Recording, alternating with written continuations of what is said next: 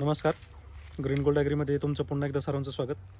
तर आज आपण पाहणार आहोत की कांदा लागवडीवर नक्की काय उपाययोजना केली पाहिजे किंवा खत व्यवस्थापन, त्याचं कांद्याचं व्यवस्थापन आणि कांद्याला सड लागू नये किंवा बुरशीचा अटॅक होऊ नये यासाठी काय काय उपाययोजना आपण करायला पाहिजेत किंवा केल्या पाहिजेत जेणेकरून कांद्याची सड होणार नाही आणि जे उत्पादन निघणार आहे हे वाढीव उत्पादन निघावं. यासाठी आजचा हा व्हिडिओ महत्त्वपूर्ण ठरणार आहे. तर त्यापूर्वी जे लोक चॅनलवर नवीन असतील त्यांनी चॅनलला सबस्क्राईब करा, सोबत नोटिफिकेशन बेल प्रेस करा, म्हणजे आलेल्या व्हिडिओचं नोटिफिकेशन तुम्हाला लगेच कळेल.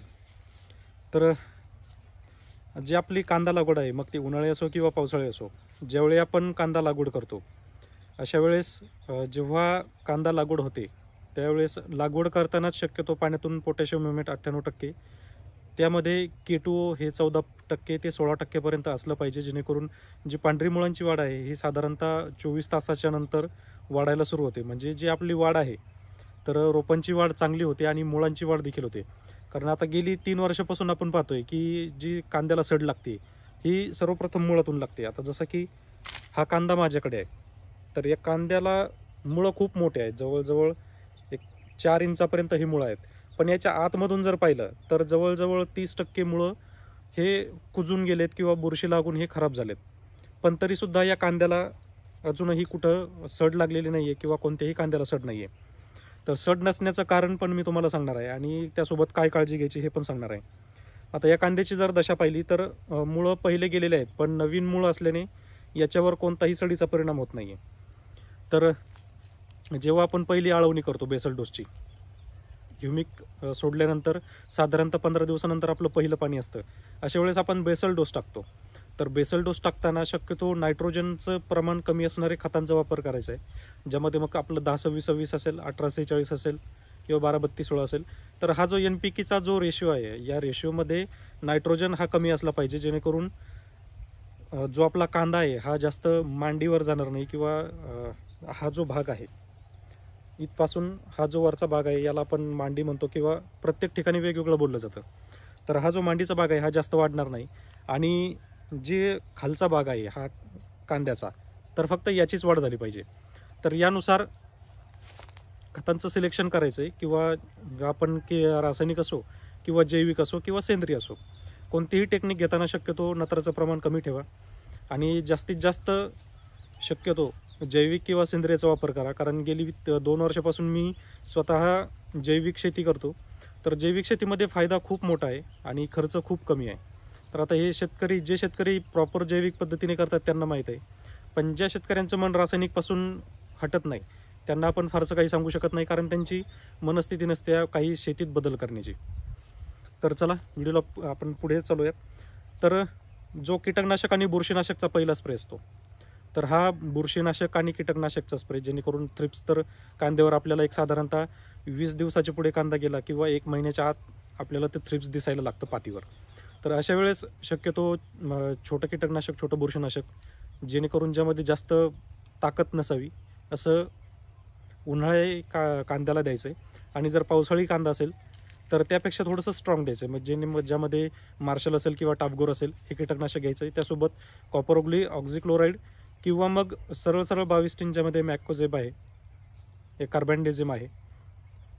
तर हे बुरशीनाशक आपल्याला सुरुवातीच्या पहिल्या डोसला वापरायचं आहे. त्यानंतरचा जो दुसरा आपला बेसल डोस होतो किंवा काही शेतकरी करत नाहीत, तर दुसरा डोस जर आपण ऑर्गॅनिक करत असेल तर दुसरा डोस देणं गरजेचं आहे. दुसऱ्या डोसमध्ये खरी वाढ ही आपल्या कांद्याची असते. जर आपण रासायनिक डोस दिला नाही किंवा जैविक दिला नाही किंवा सेंद्रिय दिला नाही तर याचा परिणाम वाढीवर होऊ शकतो. आणि खास करून काही लोक इतर प्रोडक्ट जास्त वापरतात, जे की काही कंपन्यांचे मार्केटिंग करणारी लोक येतात, ते आपल्याला प्रोडक्ट देऊन जातात. तर ही जी प्रोडक्ट असतात ही शक्यतो नायट्रोजन फिक्सेशन बॅक्टेरिया त्यामध्ये असतो, म्हणजेच आपण पुन्हा आपल्या पिकांना नत्राचं प्रमाण जास्त करतो म्हणून वाढ थांबते. तर शक्यतो असे जी प्रोडक्ट आहेत ज्यामध्ये नायट्रोजन फिक्सेशन बॅक्टेरिया असतो असे प्रोडक्ट आपल्या पिकांना द्यायचे नाही आहेत. शक्यतो जी आपल्या पिकांची फुगवण करू शकतात, मग त्यामध्ये आपला NPK रासायनिकमधला असेल 18-46, 12-32-16, 10-26-26, 24-24-24 किंवा आपलं सेंद्रियमध्ये असेल यारामिला कॉम्प्लेक्स असेल किंवा आयुर पॉवर असेल किंवा वरदान असेल किंवा आणखी खूप नावानी प्रोडक्ट आहेत जे की साईजसाठी, चकाकीसाठी वापरली जातात. तर शक्यतो या खतांचा वापर करायचा आहे, ना की नायट्रोजन फिक्सेशन बॅक्टेरिया. त्यानंतर आपला जो कांदा आहे हा साधारण 40-45 दिवसांच्या पुढे जातो, त्यावेळेस त्याला आपल्या कांद्याला पाण्यातून ड्रिंचिंग करायचं आहे. ट्रायकोडर्मा, सुडोमोनास आणि बॅसिलस हे 3 बॅक्टेरिया आहेत जे की बुरशीनाशक आहेत. म्हणजे जी काही जमिनीतून बुरशी लागते तर ही बुरशी हा बॅक्टेरिया खाऊन टाकतो. म्हणजेच आपल्या या कांद्याला सड न लागण्याचं कारण आहे, किंवा सडीचा जो अटॅक आहे तो अजिबात नाही आहे, कारण यामध्ये ट्रायकोडर्मा, सुडोमोनास आणि बॅसिलस हा बॅक्टेरिया सोडलेला आहे. तर आता नॉर्मली आता तुम्हाला इथं दिसत असेल किंवा नाही सांगता येणार नाही, पण साधारण 15 ते 20% पर्यंत ही मूळ खराब आहे. पण बॅक्टेरिया सोडल्यानंतर याची जी नवीन मुळं आहेत या मुळांना कसलंही नुकसान झालं नाही, आणि ही मुळं ज्यावेळेस आपण उपटून काढतो त्यावेळेस इथं कसलीही बुरशीचा अटॅक नाही आहे, कोणतीच बुरशी नाही आहे. त्यानंतर हा कांदा पूर्ण तुम्ही काढून जरी टाकला किंवा याचा पूर्ण अंतर्भाग जरी आपण काढला तरी यामध्ये कसलीही सड आपल्याला दिसणार नाही.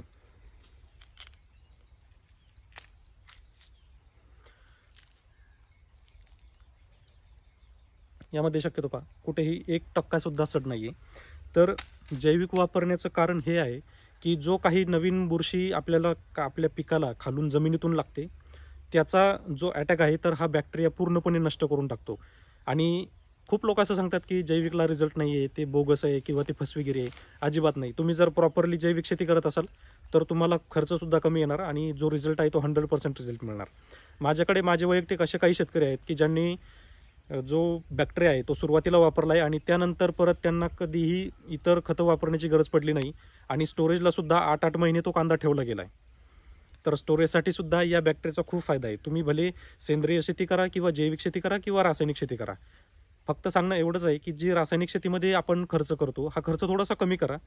कारण रासायनिक खतांचा जो परिणाम आहे हा तो NPK जेवढा मिळतोय तेवढाच होणार आहे. तुम्ही NPK सोडून इतर काहीही सोडत नाहीयेत. जसं आता विचार केला की 05234 आहे, त्यासोबत पोटॅशियम सोनाईट आहे जे की आपण चकाकी आणि साईजसाठी सोडतो, किंवा बोरॉन आहे, चिलेटेड झिंक आहे किंवा चिलमिक्स कॉम्बी आहे. तर हे आपण वाढीसाठी सोडत नाहीत शक्यतो. भरपूर शेतकरी असंच करतात, आणि हे जरी द्यायचं म्हटलं तरी पुन्हा खर्च वाढतो. म्हणून शक्यतो सेंद्रियकडे वळा, जेणेकरून तुमचा खर्च कमी होईल. तर आशा करतो की हा व्हिडिओ तुम्हाला बऱ्यापैकी समजला असेल. बऱ्यापैकी कांद्याची जी माहिती आहे, किंवा तुम्हाला काय करायचं आहे, काय नाही करायचं आहे, किंवा काय करायला पाहिजे आणि काय नाही करायला पाहिजे हे तुमच्यापर्यंत पोहोचलं असेल. नक्की कळवा व्हिडिओ कसा वाटलाय. काही अडचण असेल तर कमेंटमध्ये नक्की विचारू शकता, तिथेही तुम्हाला उत्तर दिलं जाईल किंवा आणखी व्हिडिओ बनवला जाईल. तर तोपर्यंत मी देखील रजा घेतो. धन्यवाद.